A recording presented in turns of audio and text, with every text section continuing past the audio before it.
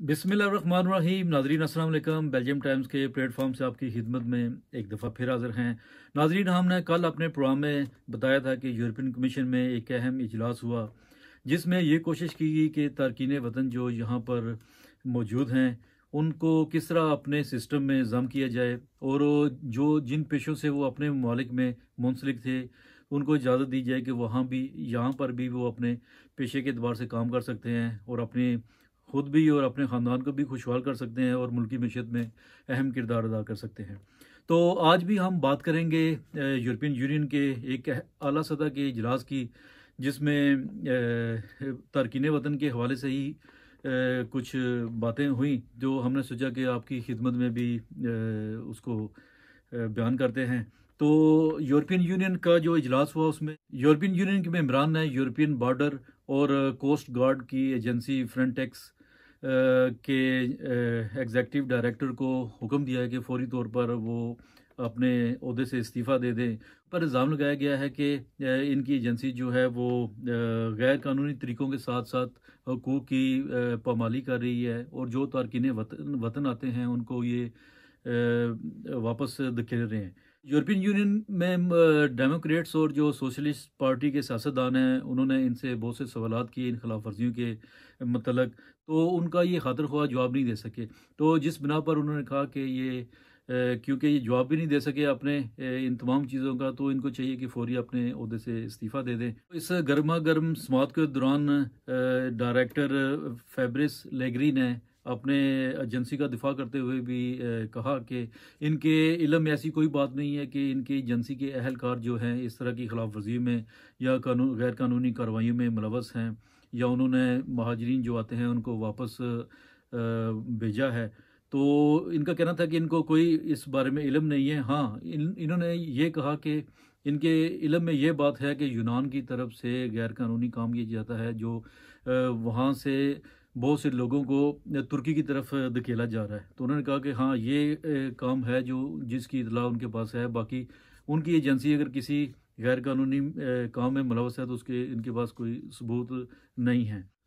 इनका मज़ीद कहना था कि क्योंकि इनको अथॉरिटीज़ को चाहिए कि कोई अपना हुक्मनामा दें, इनको कोई ऐसी तहरीर दें जिसमें इनको लाए अमल बनाने में आसानी हो। जब ये कोई कश्ती वगैरह या इस तरह की देखते हैं तो उसको ये इतना काम करते हैं कि उसको उसका रुख बदल देते हैं ताकि वो यूरोप के अंदर दाखिल ना हो। तो इनसे जितने भी सवालात किए गए इनका यही था कि अपनी एजेंसी को ही दफा करते रहे थे उसमें। तो लेकिन मेम्बरान को ये खातिर खा कोई ऐसा जवाब नहीं दे सके थे जिससे उनको मुतमईन कर सकते। जो सबसे अहम बात यहाँ पर यूरोपियन यूनियन में हुई वो ये था कि बहर रोम में क्योंकि एक बहुत ज़्यादा ज़िंदगियों के साथ इंसानी ज़िंदगी के साथ खेला जाता है, उनका कहना था कि ये इंसानी ज़िंदगी के साथ एक स्टाइलिंग खेल को खेला जा रहा था जिसको हमने अब ख़त्म कर दिया। आइंदा हमें ऐसा कोई चीज़ मिलनी नहीं चाहिए जिससे पता चले कि वहाँ पर समंदर में इंसानी ज़िंदगियाँ उनका ज़िया हुआ है। तो इस पर ये नहायत ही भरम हुए थे। इसी तरह स्वीडन की सरहदी कार्रवाई में हिस्सा लेने वाली एक टीम ने वहाँ का दौरा किया जब, तो उसने देखा वहाँ पर जो पूरी अपनी तहकीक की और जब उन्होंने अपनी रिपोर्ट पेश की तो उन्होंने कहा कि हमें वहाँ से मना किया गया था कि जो इंसानी हकूक़ की खिलाफ वर्जियाँ पामालियाँ हो रही हैं तो इसको अपनी रिपोर्ट में शामिल ना करें और इसकी इतला भी ना दें। लेकिन उन्होंने अपनी जो कुछ देखा उन्होंने वही अपनी रिपोर्ट के अंदर पेश किया जिसके बहुत ज़्यादा सबूत थे इंसानी हकूक़ की पामालियों के, तो उन्होंने अपने पेश कर दिए थे। और इसी तरह सोशलिस्ट पार्टी की एक MEP तंजा फाजून ने कहा कि उन्हें ये चीज़ें और ये रिपोर्ट्स देकर कोई हैरत नहीं हुई क्योंकि वो पहले से ही ये जानते थे कि ये इस तरह की खिलाफ वर्जियाँ हो रही हैं। हाँ, अलबत्ता उनको बहुत ज़्यादा गम हुआ है, वो गमज़दा हैं ये देखकर और सुनकर कि लोगों पर फायरिंग की जाती है वहाँ पर।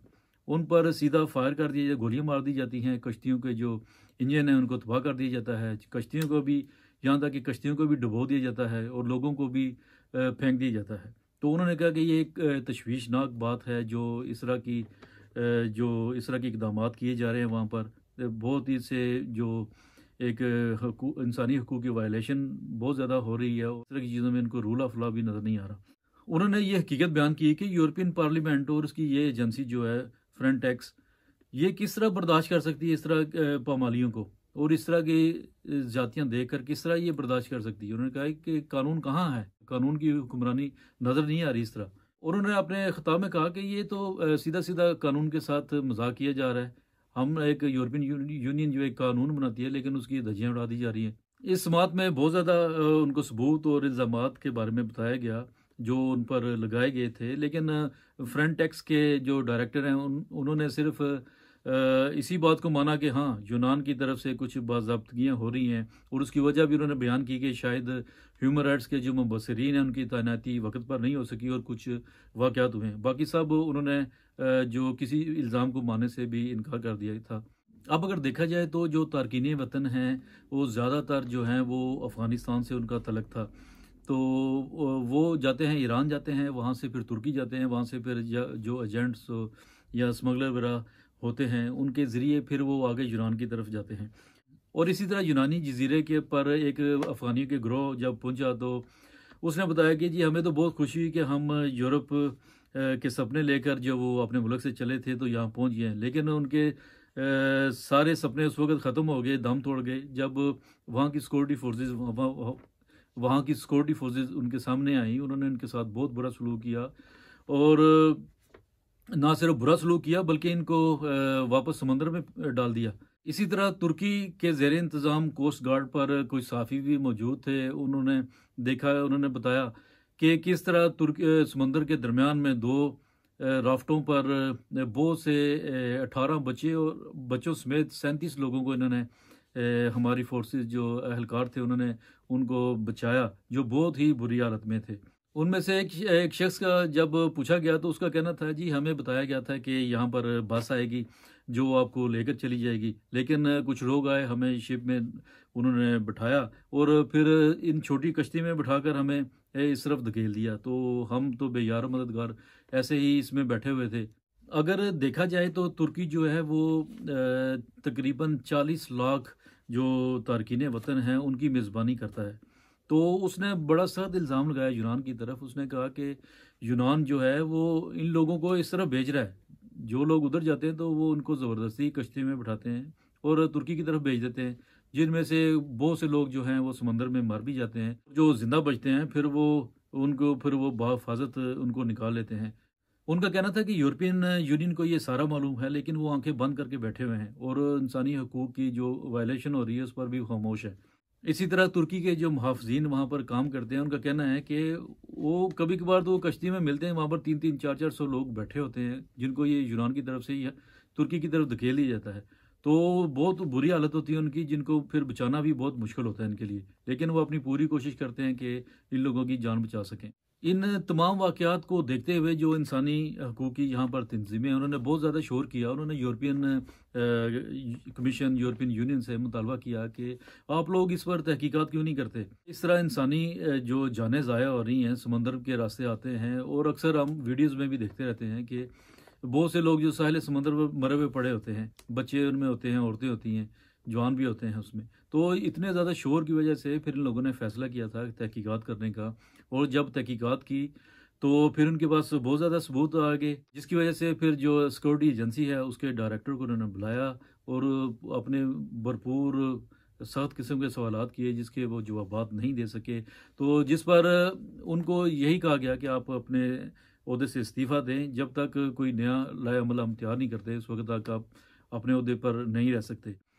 यूरोपियन यूनियन से ये इंतहाई अहम इकदाम उठाया गया है, जिसका एक तो इंसानी हकूक़ की पामाली पर इन्होंने एक्शन लिया, दूसरा देखा कि तारकीन वतन जो मर जाते हैं उन पर भी इन्होंने अपने गम का इज़हार किया। उनका कहना था कि आइंदा ये हमें इस तरह के वाक़यात हमें देखने को नहीं मिलने चाहिए, जिसमें बहुत सी जानें ज़ाया होती हैं। अब अगर यूरोपियन यूनियन का किरदार देखा जाए तो हमें बहुत ही खुशी होती है कि ये अब तारकीन वतन के लिए नए-नए कवानीन बना रहे हैं और नए माहदों की तरफ जा रहे हैं, ताकि हर मुल्क का एक हिस्सा हो जिसमें ज़रूरत के मुताबिक वहाँ पर उनको रहाइश वगैरह दी जा सके।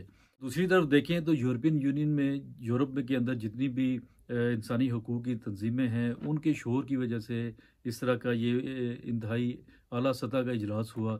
तो अगर हम दूसरे ममालिक या अपने ममालिक देखें तो आज तक हमने नहीं देखा कि किसी ने आवाज़ उठाई हो कि यूरोप जाते हुए बहुत से लोग जो हैं वो मारे जाते हैं, तो इस पर यूरोप को एक्शन लेना चाहिए।